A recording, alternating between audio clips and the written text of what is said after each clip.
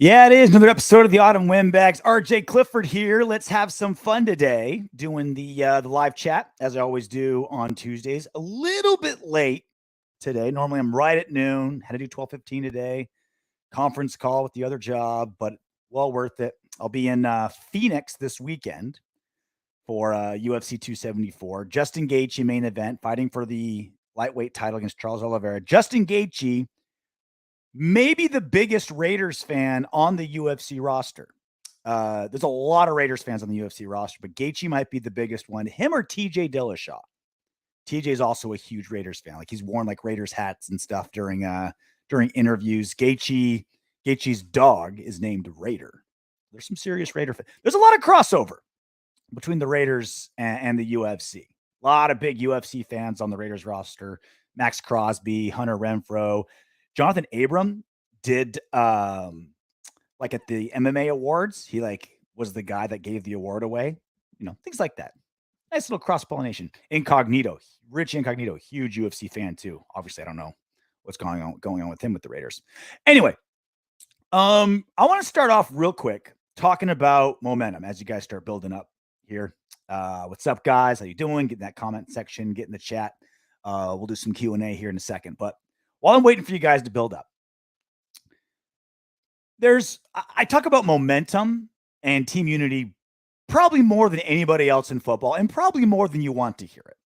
But I feel like it's important. There's certain things I say and certain conversations I have that are purely for you because it's entertaining and you love it. And there's some things I say, some things I get into that I feel like need to be heard.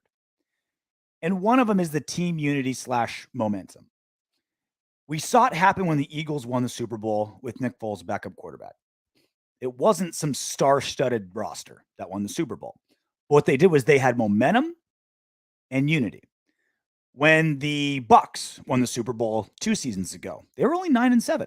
They kind of like limped into the playoffs a little bit, right? Like the only team they looked good against was the Raiders. But what they had was momentum. They got good at the right time. And Tom Brady brought that team together. Like that's one of the big assets that Tom Brady does, right? He's the ultimate teammate. I'm a Kings fan, right? Kings are in the playoffs. Big win yesterday. They were 2-1 dogs. Big upset on the road in Canada. Beautiful. 1 down, 15 more to go. And when the Kings won their first Stanley Cup in 2012, they did it the same way the Raiders ended last season. It was a season mired in controversy. The Kings fired their head coach, got a brand new coach, bunch of injuries, and yet all those problems, all those things they had to overcome, all those speed bumps that they bounced over only made them stronger, and they got momentum late. They were the last seed in the West. They were the 8th seed 10 years ago, and they won every single game except 3. They swept 2 teams. They lost game 4 of their first series, and they lost 2 games in the Stanley Cup Finals. They lost 3 games total in 4 playoff series because they had momentum and they overcame a lot. That's what the Kings are kind of doing now. They had there was at one point 11 defensemen got injured this season. They just devastated, right? But they have momentum, and they have, when Jonathan Quick, the goaltender, gets hot, no one can beat him, right? He's one of the best in the game when he's on, right? The Kings remind me so much of the Raiders last season when the Raiders were 6-7. Me and Soto did our post-game show after the Chiefs game, and we're just like, blow it all up, start over, fire everybody. This is a travesty. Everything's falling apart. We just can't get over all these problems that we had this season. What the Raiders do? Won 4 in a row against at least 2 teams that were way more talented than the Raiders. The Colts had 7 Pro Bowlers. The Chargers last season, more talented than the Raiders at maybe every position minus like tight end and special teams. And we still won. We still went 5 quarters with the best that they had to offer, took our foot, stomped it on their neck, and knocked them out of the playoffs where we got to go. Why? Team unity and momentum. There's so many examples of how that's such a big, crucial part of success in team sports. The Raiders had the worst possible season they could have last season when it comes to things that they really can't control. Coach getting fired. Henry Ruggs is, just terrible, DUI, all kinds of problems, right? Raiders overcame it. They got momentum at the right time. This is something that I want to bring up multiple times because there's so many examples of it. All right. First up, draft grades, right? Everyone wants to talk about draft grades, and everyone gives a draft grade, and I'm doing the quotes with my hands. You can't grade all drafts on the same scale. The Jets had 3 first-round picks. The Raiders didn't have a pick until the 3rd round. How on God's green earth can you grade both those draft classes on like the same scale? Like you can't. They're 2 completely different things. The Jets are using the draft to get superstars, to get better on a rebuilding team with a second-year quarterback that they're banking on in a franchise that's floundering and hasn't had success since, before I had any gray hairs. The Raiders, as we know, traded a 1st and 2nd round pick for the best receiver in football. And there's no giant gaping holes. They're not rebuilding. They're winning now. And they were taking best player available. So it sounds like a cop-out. It sounds like I'm trying to get out of it. Like I don't want to answer the question. But when I say, like, hey, RJ, what's your draft grade for the Raiders, this Raiders draft, this rookie class coming in, this from the draft? Like you can't grade it. You can't grade it compared to other teams because they're just different goals and different assets. Like you look, and this is why the Raiders draft class is one of the most it's been all over the board. Some people have them rated top 5 best draft classes. Some of them have it like one of the worst draft classes because as far as just actual numbers of talent, it's low because they didn't draft till the 3rd round, right? Like all those great 1st and 2nd rounders, all those amazing wide receivers, all those incredible linemen and defensive end that went, like we didn't even have a shot at them. So we didn't have all that talent. And so people look down, it was a shitty draft. Other people, when you look into, if you get into like a lot more depth about how you grade a draft class, what were your needs? What's the value? Did you reach? Did it fit to what we think the general philosophy of the team is and the direction the team is going and things like that? Then some people grade this Raiders draft class very, very high. I'm kind of along that line. What I wanted to see out of this draft class in a lot of ways is opposite of what we've been saying with the Gruden-Mayock era. What had been plaguing the Gruden-Mayock draft classes? Reaching and falling in love with players. You fall in like with players. You can't fall in love with players. That's why head coaches often make terrible GMs because coaches fall in love with players. Like, I want that guy. That guy's awesome. Oh my God, I'm going through my mind all these great plays we can have and all these big things he can do. And I'm so set up for success. You need the GM to say, okay, well, the value isn't there, or let's wait till the 3rd round to get him, or okay, well, if you really want him, let's trade down. It's like, all right, you want to trade up? Let's not be that aggressive. Things like that. The Raiders went great for value. Awesome for value. They traded down a couple times, traded up a couple times. They just got, because they were only getting, 3rd round and below, they knew that like superstars or positions where there was not a lot of depth were going to go fast.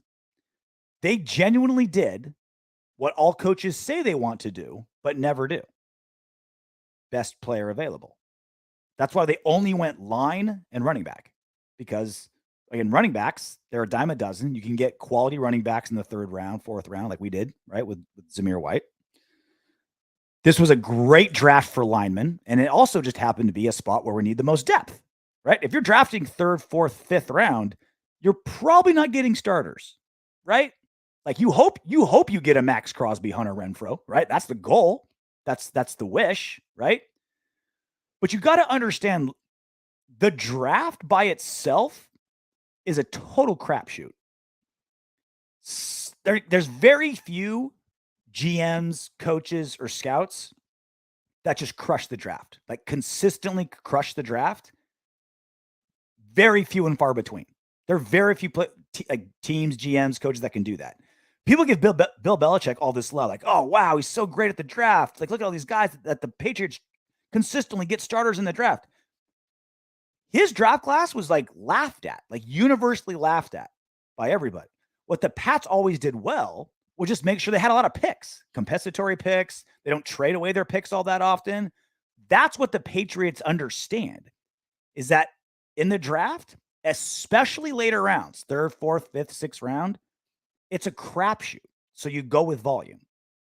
That's what the Patriots understood. Get as many as you can, don't reach, understand value. And that's how you find success. And that's why I have no problem with the Raiders basically only drafting 3 positions, right? 2 running backs, 2 defensive linemen, 2 offensive linemen. I have no problem with them going Britton Brown in this with their last pick. Another running back when you've already got Josh Jacobs, Kenyon Drake, you just drafted Zamir White. No problem. Most off-season teams are going to have 5, 6, 7 running backs, right, before they go in. And because it's such a crapshoot, you don't say, all right, well, we already drafted a guy in the 4th round. We're set there. It's like, we don't know if Zamir White's going to pan out.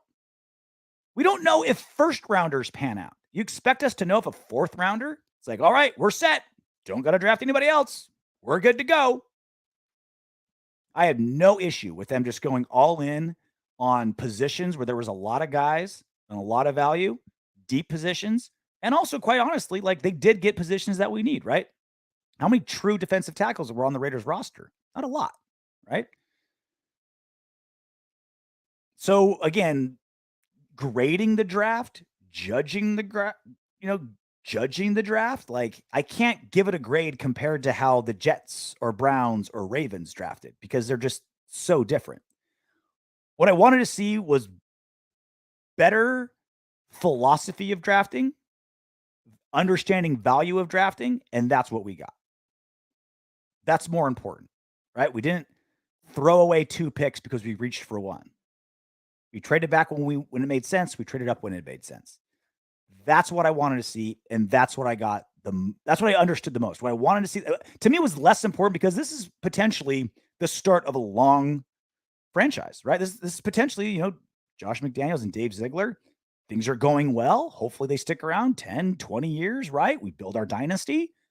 That's what we're hoping for, right? Like I want to win now, but I'm hoping we can finally get consistency with this franchise. You know why? When Devontae Adams signed to the Raiders betting odds to win the Super Bowl didn't budge. Didn't move. We just signed the best wide receiver in football. Obviously, the continuity and like friendship with Derek Carr's already there. Brand new offensive genius at head coach. He thought, oh man, this will put us over the edge. This will get people talking. Odds didn't budge. You know why? Because the Raiders historically, the last 20 years, have been bad. It's been awful. There's been no consistency. And bookmakers are a lot better at doing this than I am. Like I need to catch myself and remind myself. We are so quick to say, oh, they got a new quarterback. They're going to be great. Oh, they pick up this wide receiver. They're going to be great. We want to like immediately jump and say this one move is going to make this team way better. Or this one move is going to make this team way worse. We want to be really reactionary like that. Bookmakers are smart because they understand the best way to gauge a team isn't on one-off moves. It's how have you been the last 4 years, the last 5 years, the last 10 years. That's what they're good at. The Patriots can have their roster decimated. They're still not going to fall to the bottom of the betting pool because they still have Kraft, Belichick, etc. Right? The Raiders, despite having a new GM, new head coach, quarterback that's stabilized, the best receiver in football, just signed another great defensive end. They didn't move that much because of long inconsistencies. I want consistency. I look, I'll sell my soul. I'll give my left nut to win the Super Bowl next season. But even more so, I want a team that can consistently be good, to build a legacy, to build a dynasty, right? You don't have to win, 5 Super Bowls in the next 10 years, but consistently be in the playoffs, consistently be smart with their roster, a franchise where players want to go, a franchise where we don't have to overpay, a franchise where season in, season out, you're seeing good things. That's what I want to see established right now. Winning next season, absolutely up there as a top priority. But even more important, I want to see consistent, fundamental philosophies that result in winning. And I got that out of the draft. I saw what their game plan was, and I dug it.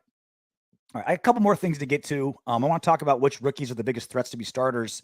And Nate Hobbs' legal stuff all kind of got sorted out, and he got a slap on the wrist is an understatement on what he got. Let's get to you guys first. Nick 209, what's up? RJ, okay with the draft, solid B.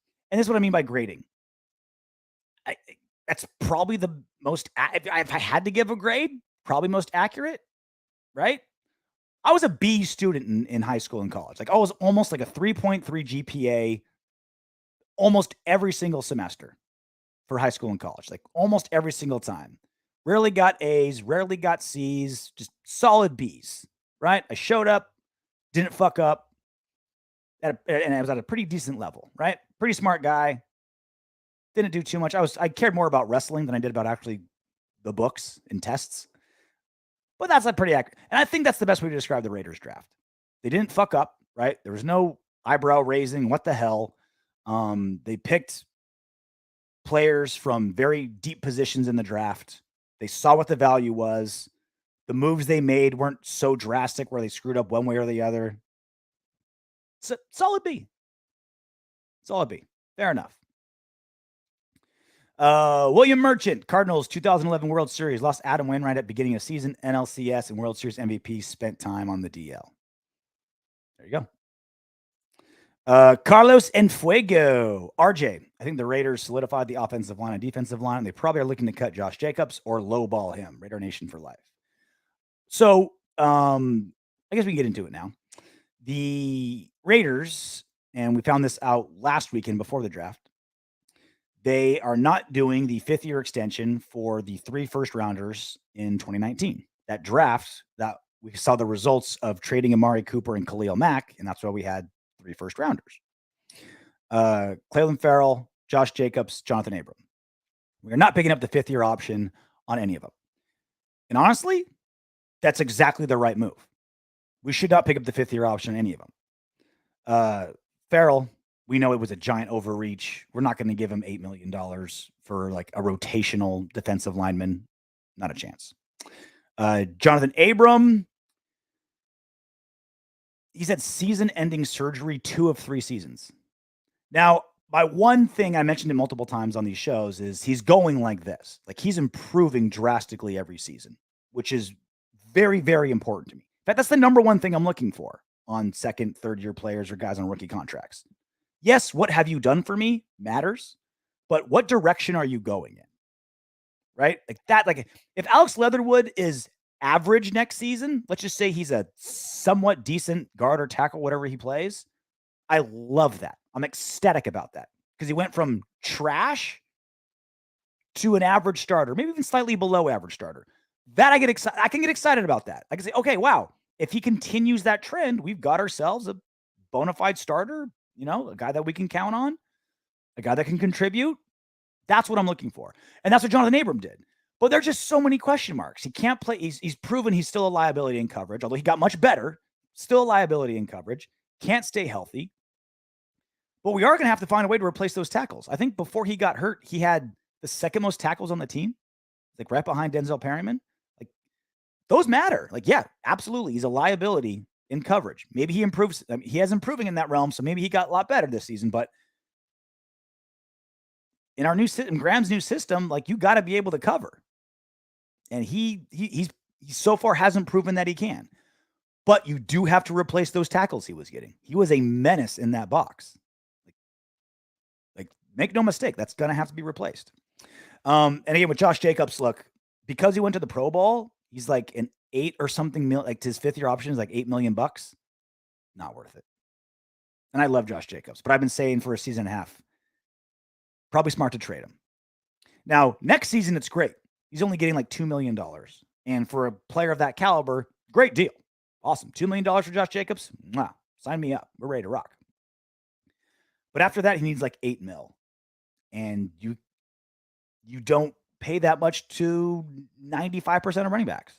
especially Josh McDaniels, who does running back by committee. He wants a guy, a pass catching back. He wants a goal line, bruiser back. He wants a 2-down back. He wants an in between the tackles back. He wants a speed. Like he wants a diversified guy. John Gruden wanted a bell cow, three down back, 25 carries a game, 5 receptions a game, can pass block. Like that's what he wanted, right? He wanted one guy to do everything. Josh McDaniels wants 4 guys to do everything.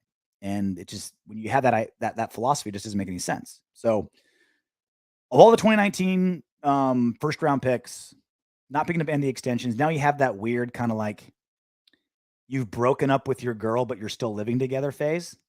Like, all right, we've broken up, but she still needs a week and a half to get her apartment. And we still haven't like packed all her shit yet. So you kind of got that weird moment. But it's not that bad because now all 3 of those guys know they have 1 season to build their resume, right? This next season for Farrell, Jacobs, and Abram, it's their resume. Like, hey, look how good I was. Like, hey, here's like a kick in the ass for all 3 of those players. And I wish them all the best, right? They've been nothing but great for us, right? They didn't choose where they were drafted, right? That wasn't Farrell's fault that he was way overdrafted. You know what I mean? I don't wish ill will of him. I wish he plays great next season. And someone picks him up and he has a great career, preferably in the NFC. Same thing with Jacobs. Same thing with Abram. So if these coaches and their position coaches and Josh McDaniels and I feel like these 3 guys are wired that way, they can look at this as an opportunity to get their shit together. Every GM and every coach in the NFL knows when this season's over, you're available. Make them want you. Dominic 5, Jets, Giants, Ravens nailed the draft. Yeah, Jets and Giants, ton of first rounders, right? It's kind of, and again, it's value to how many picks you have. Like how would you grade the Raiders? Like, do we add Devontae Adams to our draft class? Like it cost us a first and second rounder. Do we throw Devontae Adams in there with Parman, White, Farrell? It's just hard to say. Chargers ain't better at quarterback. B-Man Vegas. God, I wish that was true. Talking about the Chargers, how they're, we'll see with these weapons this season. We'll see what Josh McDaniels on. And this is the thing. Watch how much love Derek Carr gets when everything around him is bumping.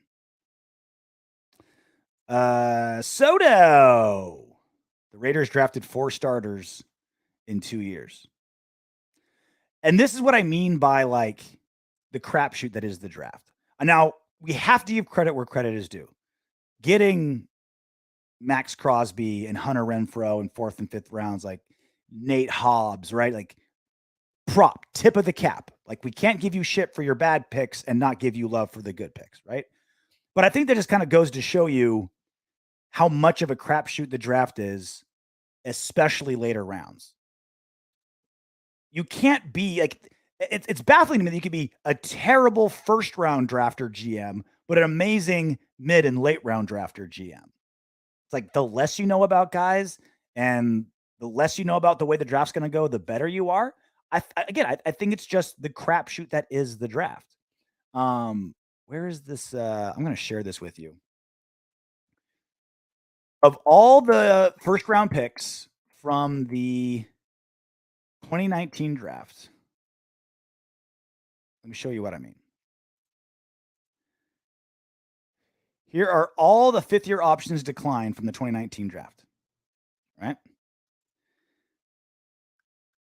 There's 11, right? 3 of them are Raiders. 1/3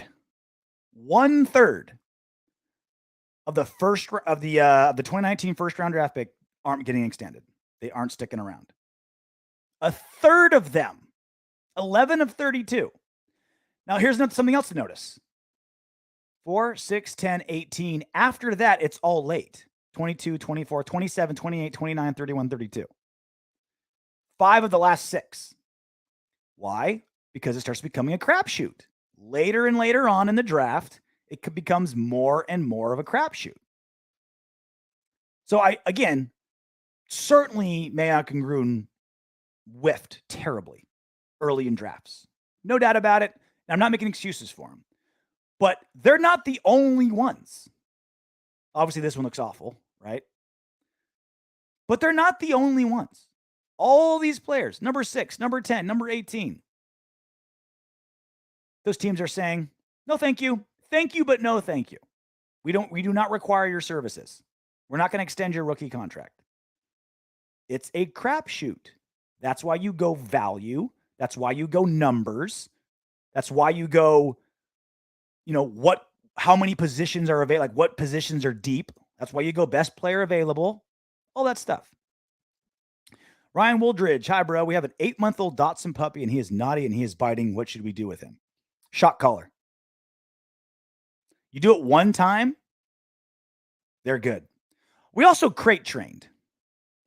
Big fan of the crate training. That's mostly for keeping him to not like poop outside. He's also 8 months old. Like he's going to bite everything. Come on.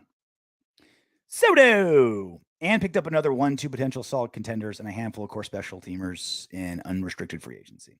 And again, back to the crapshoot. Like, arguably the best player on our team, we picked up off the Ravens practice squad in Darren Waller. I'm telling you, it is volume.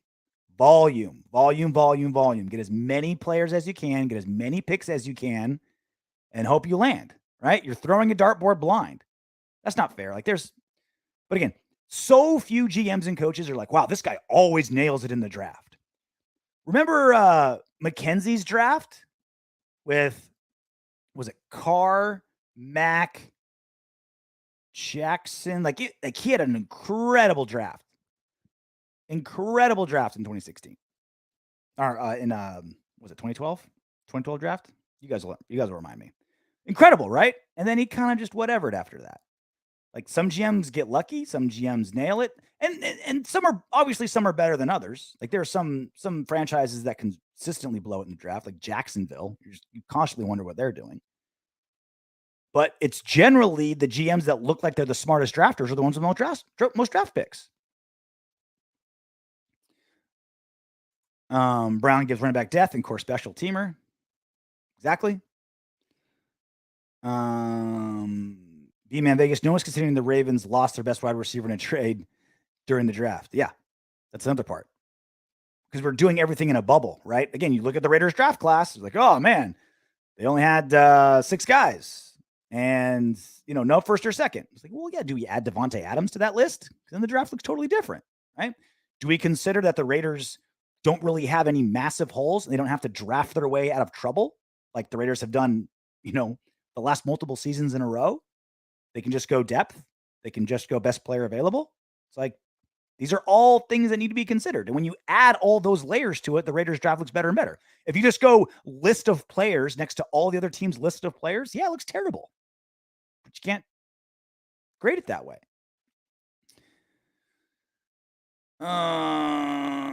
B-Man Vegas Ravens will not make the playoffs. AFC's looking tougher and tougher. Real possibility. Carlos, dynasty is the goal. Yeah, it is. And I've said it multiple times. Like, I'm not against a Rams type of style where, all right, we got something special. Let's sell the future for today. Because winning once, I will go through another 10 years of terrible Raider football if it means we get a Super Bowl next season. Like, that's how fleeting and how important a Super Bowl is, right? Like, if it was that easy, it was that big of an exchange, sign me up, right?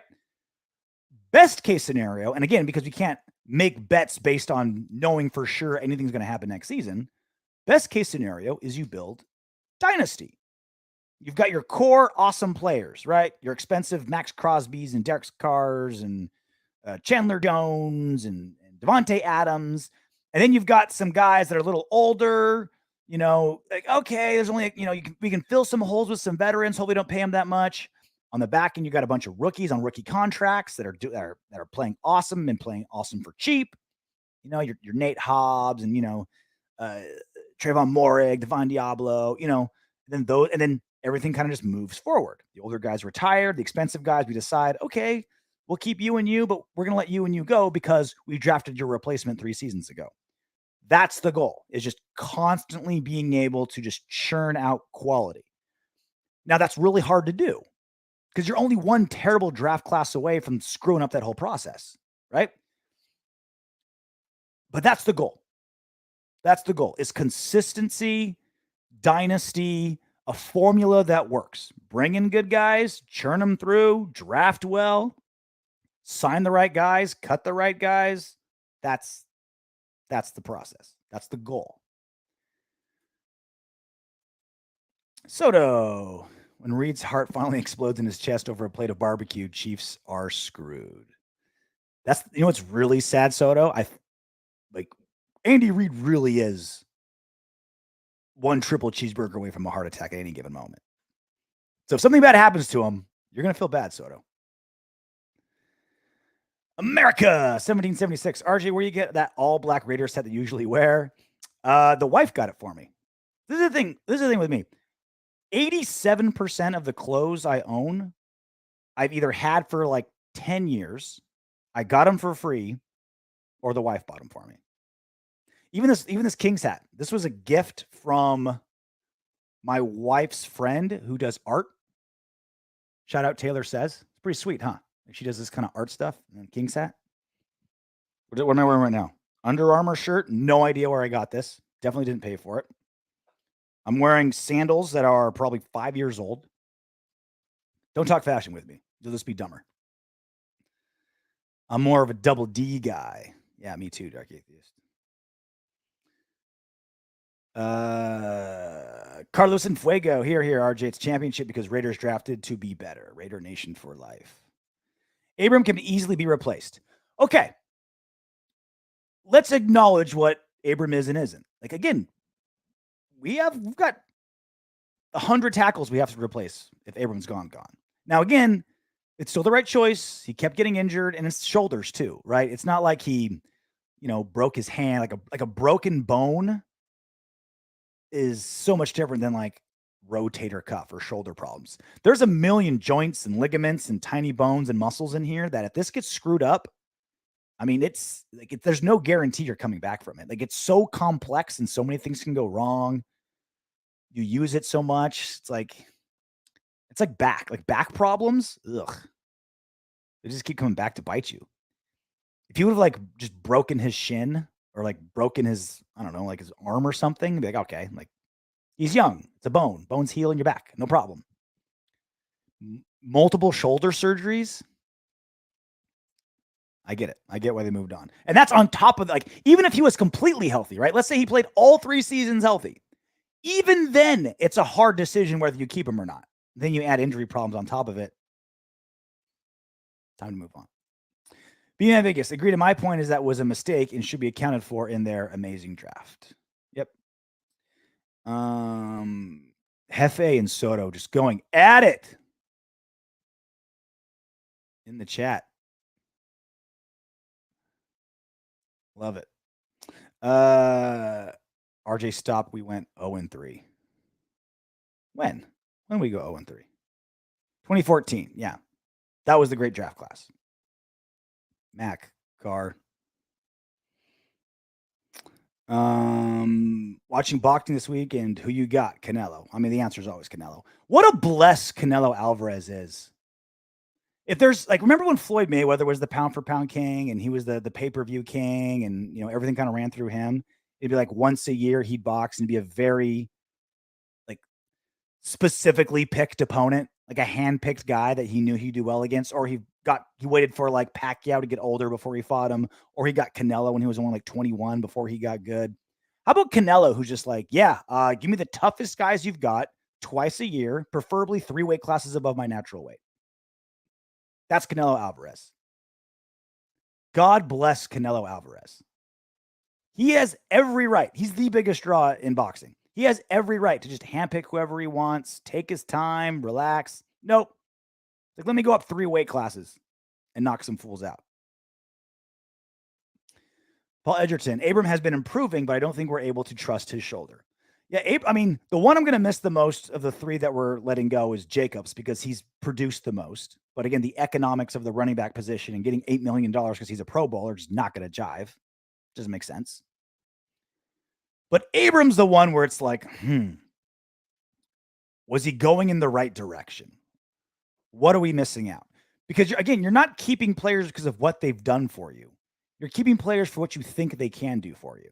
Now, obviously, when you're gauging what a player can do for you, all you have is their past, right? Like that's what you're looking at. It's like, all right, this is his past helps me dictate his future, right? Abram was going in the right direction. That first season, I think, is what screwed him. One game, blew out his shoulder, and he was so behind. Because he improved so much the next season and the next season. Imagine what again. I think if he would have stayed injury free, we'd be talking about a quality player that'd be a no brainer to keep him. Because I think he would have improved more, right? He would have obviously improved more because he got more playing time. Wasn't spending entire seasons in training camps in rehabbing a shoulder. He's learning football, being better at football. Adam Zinselmeyer. Remember when the Raiders stumped in the Chiefs logo, then got blown out by 30? Yeah, I remember. They tried something, right? I still look at that and I'm still okay with it. Because when you're going against a team that has beaten you so many times and you're such big underdogs, try something different. Try it. If it doesn't work, it doesn't work. Whether we lost by 1 point or by 30 points, it doesn't affect anything, right? A loss is a lot. Like there's no like style point losses in the NFL, right? They don't go like, oh man, well, both these teams are 12-5, so we'll put the team into the playoffs, the ones that only lost by 3, not the ones who lost by 8. Like, try something. Give it a whirl. Doesn't work, it doesn't work.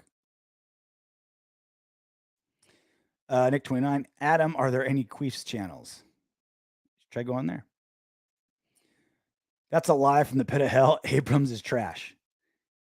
Is he trash? Is he trash? That's so many tackles for us. And good tackles. Like momentum shifting hits. Let's look at his stats. Like he's certainly a liability in coverage. But he kept getting better and better and better. Like how many tackles did he have last season? He only played 14 games.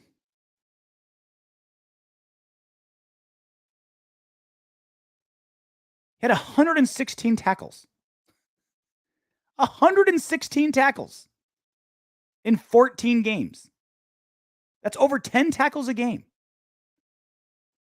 in a passing league.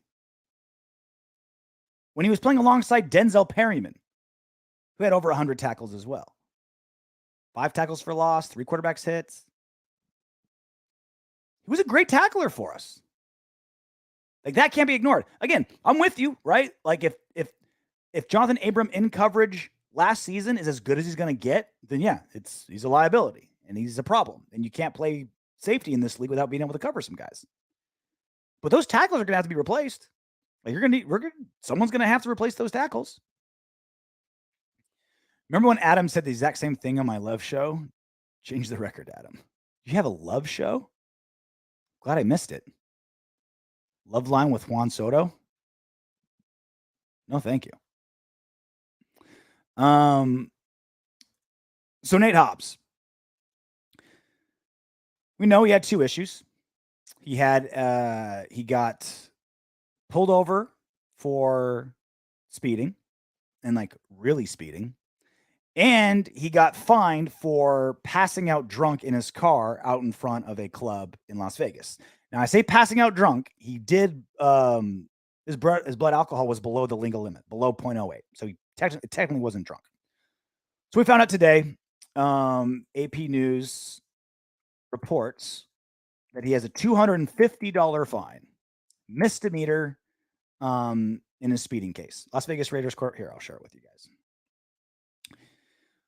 Las Vegas Raiders cornerback Nate Hobbs resolved a misdemeanor speeding case Monday with the attorney entering a no contest plea on his behalf and paying a $250 fine. Didn't even have to go to court. Didn't have to serve any time of any kind. No big deal. He was going 110 miles an hour in a 65 mile per hour zone. And so this is separate from when he passed out drunk. So this is what I don't like. $250 to an NFL player, even on a rookie contract, it's like $12 to you and me. I wanted him to get a punishment that did not affect his football whatsoever, but woke him up a little bit. Pardon the pun. I wanted this because so far, other than obviously Ruggs, every single player that's gotten in trouble behind the wheel has had really no punishment to it, like really no consequences. Josh Jacobs crashed his car. He got away with that scot-free, again, because the blood alcohol level wasn't what it was supposed to be, and the cops did kind of a crappy job of doing everything. Nate Hobbs, 2 issues behind the wheel, all within a month, and it's looking like every single one of them is getting less than a slap on the wrist. I wanted a little bit more punishment for Hobbs just to wake him up, just to say, hey, I'm not above the law. I'm 22 years old, and I need to grow up really fast. NFL players, they don't have the benefit of growing up slow like you and I did. The dumb shit I did in my 20s, forget about it. I'm lucky to be alive, right? Hobbs, you're a millionaire. You represent a franchise. You have a microscope on you. You're under pressures that, 22-year-old RJ couldn't even fathom. You don't have the benefit of growing up slow. So I hope he learned his lesson. And I would have felt more comfortable saying that if he would have gotten a little bit more of a punishment. Just not enough that cuts into playtime, not enough that, gets him suspended, but just something. Just something to open his eyes and say, like, wow, that hurt. Oh man, that counts for something. I don't think $250 matters. Like, that's not even one blackjack bet for Nate Hobbs, I bet. I don't even know if he's a gambler. I'm just assuming. A Soto show after dark would be intriguing. Does he have to dress all sexy? Plunging V-neck, maybe put some glitter on. Takes your sex question. It's like Loveline. Would he be Dr. Drew and I would be Adam Carolla, or the other way around? I don't know. Is Ruggs in jail yet? As of now, he's still under house arrest because the trial is still pending. So when it's something this big, someone dies, you take your time. You do it right because the stakes are so high. There's discovery, they're getting evidence, there's preliminary hearings, the trial, all these things, right? Like, as of now, I believe he's still under house arrest and not quite in jail yet. But like I said, every attorney I've talked to, every attorney I've heard from, it's like he's going to get like 10 years. It's not going to be small beans for Henry Ruggs just because of how fast he was going, the loss of life, an unlicensed weapon in the car. Like, it adds up. RJ, I missed you. Oh, I haven't gone anywhere. Need you and Soto together. Well, tomorrow. We'll record tomorrow. And it's our 100th show we're recording tomorrow. It'll be out Thursday on the 100th like big show. Not counting the the live chats that we do, the little video clips that we do sometimes, but just the actual big like hour something long podcast and full YouTube show. Number 100 we're going to record tomorrow. We're still kind of figuring out how we're going to make it big. I am going to wear my tuxedo t-shirt because it's a special occasion. And we'll have some other tricks for you. Those expensive cars are too fast for immature rookies. Well, this is the thing. I drove a 1981 Toyota Cressida when I was in my late teens, early 20s. The trash car. I was going to school. I was wrestling. Barely had time to work. I don't even know how I put gas in that thing. I don't know how I afforded life when I was like 18 to 23. I don't know how I did. Barely made any money, but I somehow survived. I had my 30-pack a week and gas in my car. That's all I needed. But anyway, I drove an 1981 Toyota Cressida, right? This car was older than I was. Piece of shit. I could still get that thing over 100 if I wanted to. Like, we forget, like, yeah, you don't, driving a Vet or a Lambo or something like that, like it exponentially makes it worse. But if I wanted to be an asshole and speed, I could do it in a crappy car. It doesn't have to be a fancy car for you to be a dick behind the wheel. Trust me, I found a way. Rod Gass, you see Mark Davis next to Canelo on Valdez versus Stevenson fight this last weekend? I did. I did see it. Mark Davis is really a fight fan. He's at UFCs regularly. He's at Shakur Stevenson's fight on Saturday. And that wasn't even like a big, like that wasn't even like a giant fight. Like it wasn't even like a big pay-per-view. It was just, an ESPN fight, undefeated guy, two undefeated guys, but it was but Shakur was like a minus 700 favorite or something like that. Like it wasn't even it wasn't like Canelo was in town or Floyd was in town. It was just an average boxing man. And that's a true fight fan, right? Everyone shows up when Conor McGregor fights in Vegas in a pay-per-view. Everyone shows up when, John Jones defends his title on a pay-per-view. You know who shows up and random fight nights at UFC Apex? Max Crosby. Like, it'd be two no names in the main event, and he's there, front row, getting excited, jumping up. Like, that's a true fight fan. Looks like Mark Davis is the same way. Trayvon Mullen getting surgery. Really? Did that just break? Googling. Or is it like a small, or is it like a minor surgery that I don't have to worry about? Trayvon Mullen surgery. This isn't good.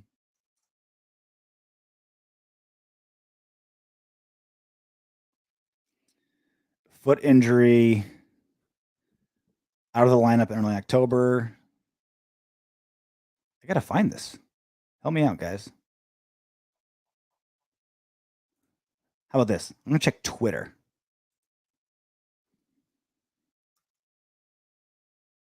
Mullen surgery. Oh, there we go. Thank you, Vic Tafer. All right, I'll share this with you. So it looks like he took a picture of hospital bed. Enjoy the ride with me, guys.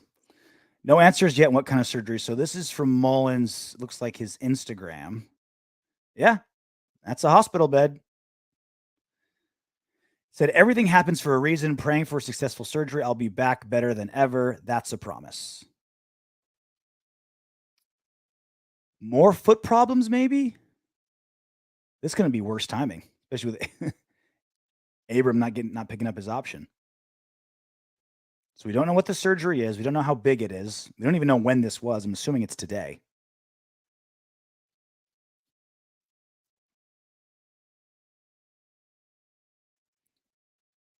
Hopefully something small. I almost want it to be the same injury. Like I almost want it to be something different because if it's like a reoccurring injury, then that's even worse. You know what I mean? Which is like, I just got bumped and bruised. But this is late in the offseason. This has got to be something new. He wouldn't wait till May when OTAs are. Maybe it happened during OTAs.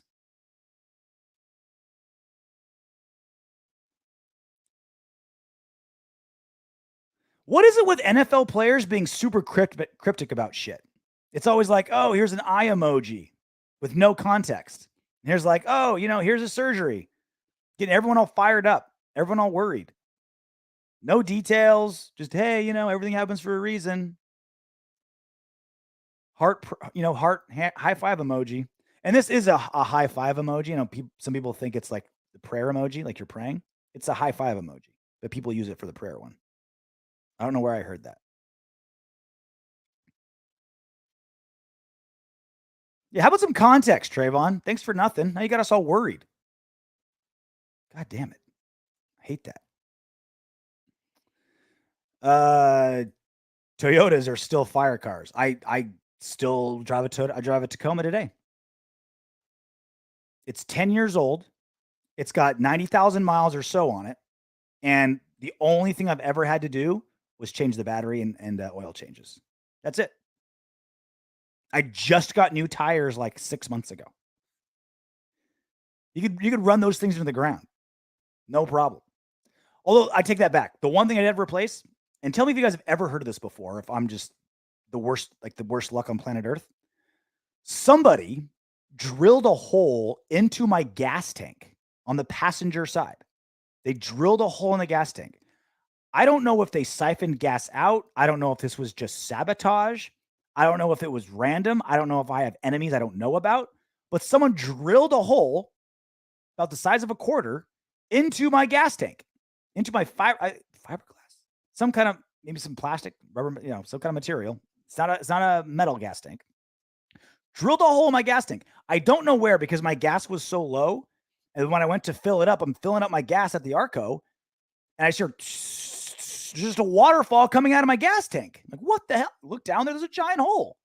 Had to replace the whole gas tank. And then a week later, I'm driving down the street in Long Beach, looking at the street right now, Palo Verde Avenue in Long Beach, and I see a car with gas pouring out of its gas tank, just falling, like water falling out of the gas tank, honking and pull over. Exact same thing happened to him. So there's some like serial gas tank driller just rampaging East Long Beach. Isn't that weird? Anyway, that's the only thing that's ever gone wrong with my Toyota. Things last forever. Juan has a Raiders dildo. I think that's the one thing that NFL marketing could really expound on. Sex products. You know what I mean? Like if there's a Darren Waller dildo, there's some ladies wearing silver and black that'll be into that. You know what I mean? I think they'd like to know what it feels like to have Darren Waller inside them. There's, maybe you're right. Rafael, Gaethje or Oliveira. So I just did my Sirius XM show this morning with Dean Thomas, and Dean I've been underestimating Charles Oliveira for like 5 years. I've never underestimated how offensively brilliant he is, but defensively, I still feel like there's some quit in him. And if you have any quit in you whatsoever, Justin Gaethje will find it. If you have a sliver of quit in you, he will punch a hole in your chest, open your rib cage, take that quit out, put it in his pocket, and keep it forever. That's Justin Gaethje for you. And so, but I kept telling myself, all right, I'm not going to underestimate Charles Oliveira again. After he beat Dustin Poirier, stop Justin Poirier. I'm not going to underestimate him. I'm not going to underestimate him. I'm never going to do it again. I think I'm going to do it again. I think I've got Gaethje. Because if you can just keep it as like a kickboxing distance and keep it a kickboxing fight, he wins. If Oliveira gets Gaethje's back, it's a wrap. If Oliveira's in a scramble multiple times with Gaethje, it's a wrap. Oliveira's going to tap him. But if Gaethje can stay disciplined, be an All-American wrestler, keep the fight at kickboxing range, I think he pieces Oliveira up. Oliveira has more ways to win, but Gaethje has a more kind of like clear path to victory, if that makes sense. Awesome fight, UFC 274. 2 title fights this weekend, and Tony Ferguson, Michael Chandler, and Joe Lozon, Cowboy Cerrone. It's a great. If you don't buy a lot of pay-per-views, it's $75. I get it. It's not cheap, especially if you're like buying a pay-per-view for one fight. I get why you don't want to. This is a good one. This is one worth giving sacrificing your Saturday night to. Let's see what else we got here. Omar, we should have gotten Carson. Carson Strong. He was for free, and no, the other quarterback we got in UDA is trash, and a corner was a need. Mullen is a question mark. Well, let's go through all the we picked up a lot of free agents too. How many did we get? 1, 2, 3, 4, 5, 6, 7, 8, 9, 10, 11, 12. 12 free agents and 6 draft picks. I can nitpick little positions here and there. I can say, man, I really wish they would have gotten this player instead of that player. There's little nitpicking you can do. But that's going to happen every single draft, and I'm not going to get overly pissed about that. There's no like one random player I'm going to be mad about the Raiders not getting, because again, it's crapshoots. What's far more important to me is to make sure that we're acknowledging value. We're not sacrificing, we're not trading up, rolling the dice on somebody. As many draft picks as possible. Go with the value and develop them. That's what's most important. I mean, individual players, I can get with you like that, right? Like Carson Strong would have been fine, right? Mullen's a question mark now after his little cryptic post. It wasn't before.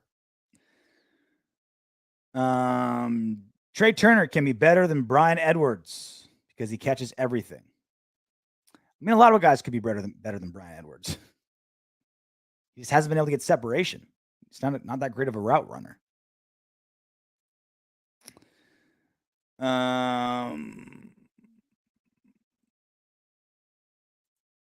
Juan would love to wrestle you in a Raider thong.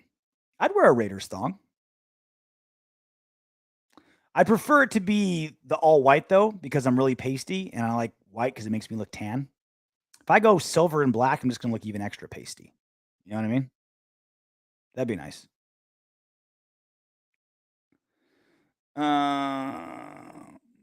Jeff Garrison, Carr is clutch. I got geeked up after watching some highlights the other day. I see our O-line being a lot better than people think.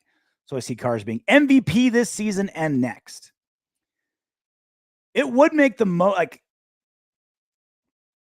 when you think of like, all right, so often MVPs are just that. Like, they represent everything well that happened on a team, specifically now, where let's be honest, it's a quarterback every single year.